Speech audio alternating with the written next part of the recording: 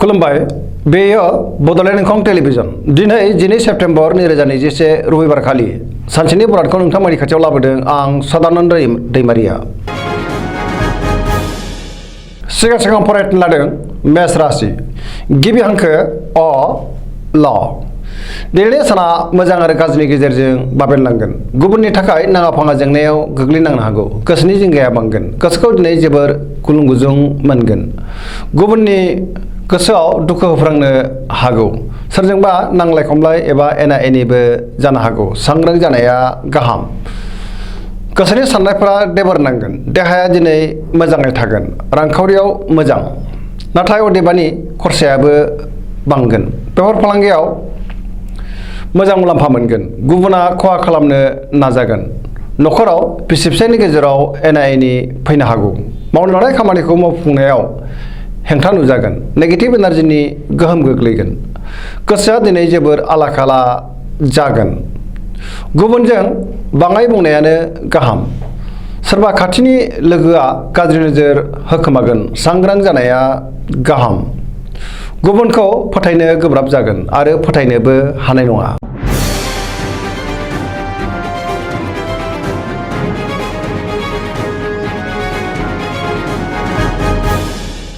वृष राशि गिबि हांखो इ उ ब।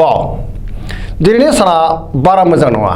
गुबुनखौ फोथायनो गोब्राब जागोन। गोसोखौ दिनै जोबोर उसुखुथु मोनगोन।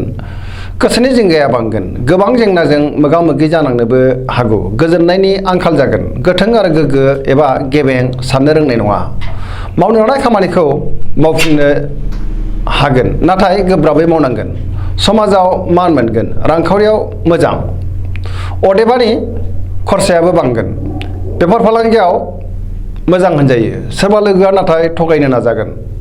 न'खराव बिसि फिसायनि गेजेराव एना एनि फैनो हागौ। देहाया दिनै मोजाङै थागोन। समाजाव मान मोनगोन। सोरबा लोगोजों रायखोमा जानोबो हागौ। सांग्रां जानाया गाहाम। लाइमोनफोरनि गोसोआ दिनै जोबोर आला खाला जागोन। गुबुननि गोसोखौ बोनो हानाय नङा। खुसिनि आंखाल जागोन। जेबो गोदान हाबायाव दिनै आखाइ होथ'यैआनो मोजां। नेगेटिभ एनार्जिनि गोहोम गोग्लैगोन। जायखि खामानि मावा मानो माबा नङा माबा मोनसे हेंथा नुजागोन। गोसोनि साननायफोरा देबर नांगोन।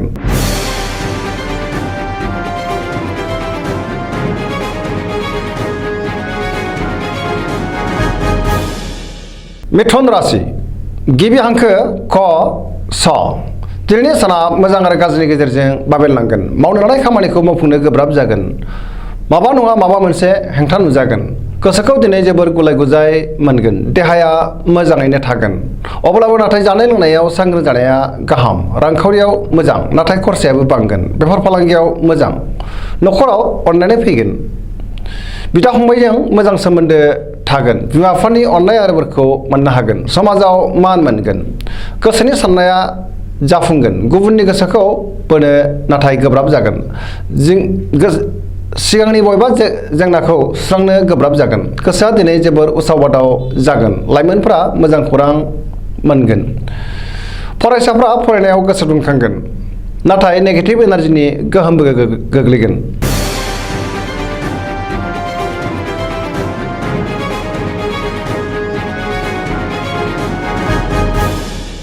कर्कट राशि गिबि हांखो ड ड ह। दिनैनि साना बारा मोजां नङा। गोसोनि साननाया जाफुंनाय नङा। लोगोफोरनि हेफाजाब मोननो गोब्राब जागोन। गोबां बिथिङाव गोदान आरो मोजां खाबुफोरा आखाइनिफ्राय बारग'लांनो हागौ। सांग्रां जानाया गाहाम। गोसोखौ दिनै जोबोर आला खाला मोनगोन। मावनो लानाय खामानिखौ मावफुंनो गोब्राब जागोन। रांखावरियाव बारा मोजां नङा। नाङा फाङा खरसाया बांगोन। आयनिख्रुइ खरसायासो बांसिन जागोन। बेफार फालांगियाव गोबां खहा जानांनो हागौ। सांग्रां जानाया गाहाम। देहाया दिनै मोजाङै थागोन। गुबुननि गोसोखौ बोनो गोब्राब जागोन। न'खराव बिसि फिसायनि गेजेराव अनलायनाय फैगोन। गोसोआ जोबोर उसाव बादाव जागोन। बिदा फंबायनि हेफाजाबखौ नाथाय मोननो हागोन। समाजाव मान हानि जानांनोबो हागौ। सांग्रां जानाया गाहाम। गोसोनि साननायफोरा देबर नांगोन। नेगेटिभ एनार्जिनि गोहोम गोग्लैनो हागौ।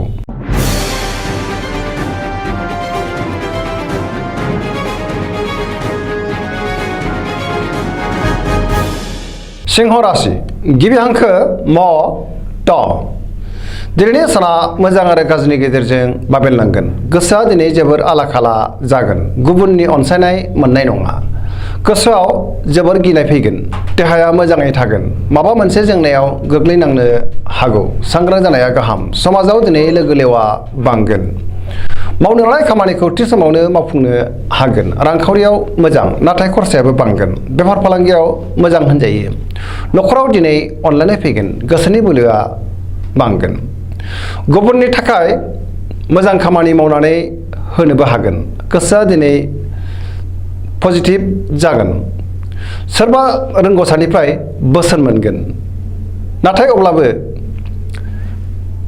खामानिया बांगोन धोरोमारि बिथिङाव गोसो दुंखांगोन लाइमोनफोरनि गोसोआ दिनै जोबोर रमान्टिक जागोन आरो गावबा गावनि गोसोनि साननायखौ फोरमायलायनोबो हागोन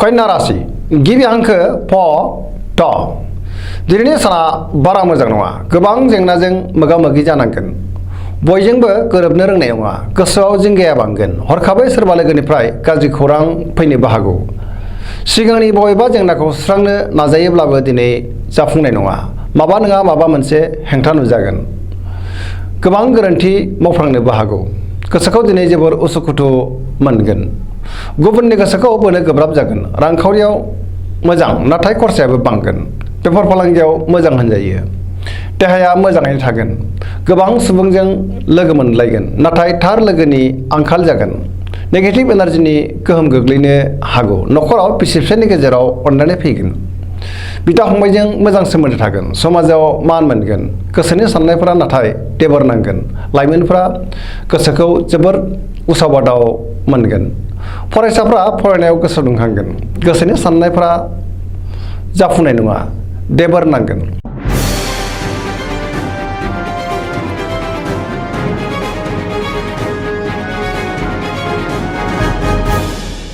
तुला राशि गिबि हांखो र ट दिनैनि साना जोबोर मोजां समाजाव लोगो लेवा बांगोन गुबुनखौ मान होनो रोंगोन आरो गावबो गुबुननिफ्राय मान मोनगोन बहाबा दावबायहैनो खाबु मोनगोन गोसोआव दिनै गोदान बोलो फैगोन जाफुंसार दावबायनो हानानै गोसोखौ दिनै जोबोर गोजोननायबो मोनगोन मावनो लानाय खामानिखौ थि समावनो मावफुंनो हागोन गोसोनि बोलोआ बांगोन गोसोनि साननायफोरा मोगथाङाव जाफुंगोन सिगांनि बबेबा आद्रा खामानिखौबो दिनै मावफुंनो हागोन देहाया मोजाङै थागोन रांखावरियाव मोजां मोननो गोनांथारखौबो दिनै मोननो हागोन बेफार फालांगियाव मोजां मुलाम्फा मोनगोन न'खराव दिनै बिसि फिसायनि गेजेराव अनलायनाय फैगोन लोगो लेवानि आंखाल जानाय नङा फरायसाफ्रा फरायनायाव गोसो दुंखांगोन सोरबा लोगोनि हेफाजाब मोनगोन गोसोआ दिनै जोबोर रमान्टिक जागोन पजिटिभ एनार्जिनि गोहोम गोग्लैगोन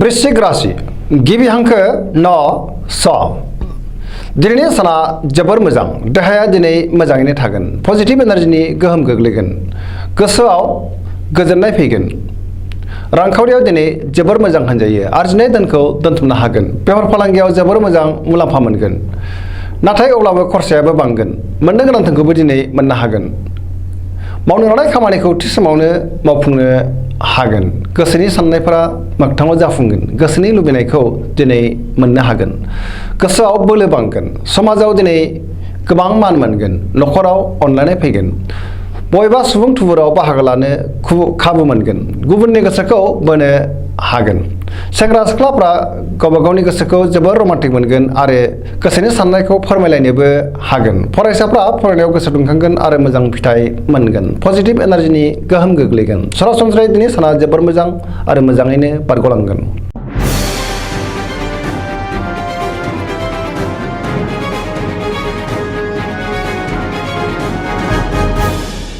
धनु राशि गिबि हांखो ढ फ भ दिनैनि साना जोबोर मोजां गोसोखौ दिनै जोबोर गोजोननाय मोनगोन गोसोआव पजिटिभ साननाय फैगोन गुबुनजों बाख्नाय जानो हागौ मावनो लानाय खामानिखौ थि समावनो मावफुंनो हागोन गोसोनि साननायफ्रा मोगथाङाव जाफुंगोन रांखावरियाव दिनै जोबोर मोजां बेफार फालांगियाव जोबोर मोजां मुलाम्फा मोनगोन। समाजाव गोबां मान मोनगोन। देहाया मोजाङैनो थागोन। न'खराव बिसि फिसायनि गेजेराव अननानै फैगोन। बिदा फंबायनिफ्राय मोजां हेफाजाब मोनगोन। सुथुरखौ दिनै गोरलैयैनो फेजेननो हागोन। लाइमोनफोरनि गोसोआ दिनै जोबोर रमान्टिक जागोन आरो गावबा गावनि गोसोनि साननायखौ फोरमायलायनोबो हागोन। फरायसाफ्रा फरायनायाव गोसो दुंखांगोन आरो मोजां फिथाइ मोनगोन। जायखि खामानि मावा मानो दिनै मोनफ्रोमबो खामानियावनो जाफुंसारगोन। सरासनस्रायै दिनै साना जोबोर मोजां आरो मोजाङैनो बारग'लांगोन।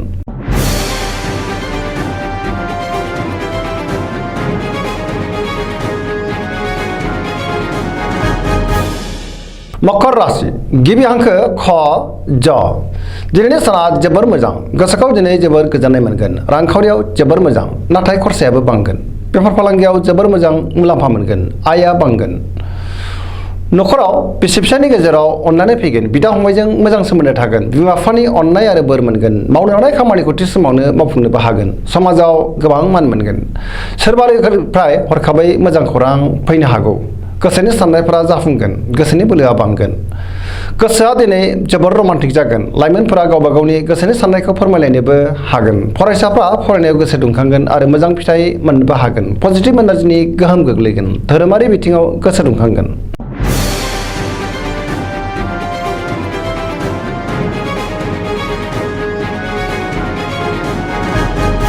कुम्भ राशि गिबि हांखो ग स स दिनैनि साना जोबोर मोजां। गोसोखौ जोबोर गोजोननाय मोनगोन। गोदान खामानियाव आखाइ होनो हागोन। मावनो लानाय खामानिखौ थि समावनो मावफुंनोबो हागोन। सिगांनि बबेबा आद्रा खामानिखौबो दिनै मावफुंनो हागोन। समाजाव मान मोनगोन। गोबां मुंदांखा सुबुंजों लोगो मोनलायगोन। रांखावरियाव दिनै जोबोर मोजां। गोबां धोन आरजिनो हागोन। मोननो गोनां धोनखौबो दिनै मोननो हागोन। आयआ बांगोन। बेफार फालांगियाव जोबोर मोजां मुलाम्फा मोनगोन। देहाया मोजाङैनो थागोन। न'खराव अनलायनाय फैगोन। गुबुननि हेफाजाब दिनै मोननो हागोन। लाइमोनफोरनि गोसोआ दिनै जोबोर रमान्टिक जागोन आरो गावबा गावनि गोसोनि साननायखौ फोरमायलायनोबो हागोन। धोरोमारि बिथिङाव गोसो दुंखांगोन। गोसोनि साननायफोरा मोगथाङाव जाफुंगोन। फरायसाफ्रा फरायनायाव गोसो दुंगोन आरो मोजां फिथाइ मोननोबो हागोन। सरासनस्रायै दिनै साना जोबोर मोजां आरो मोजाङैनो बारग'लांगोन।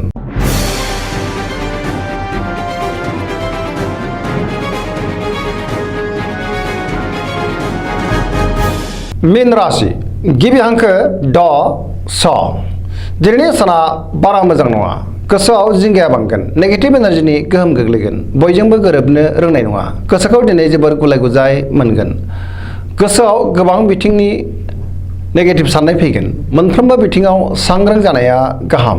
गोसोनि साननायफोरा देबोर नांगोन। गोसोनि बोलोआ बाङाय जागोन।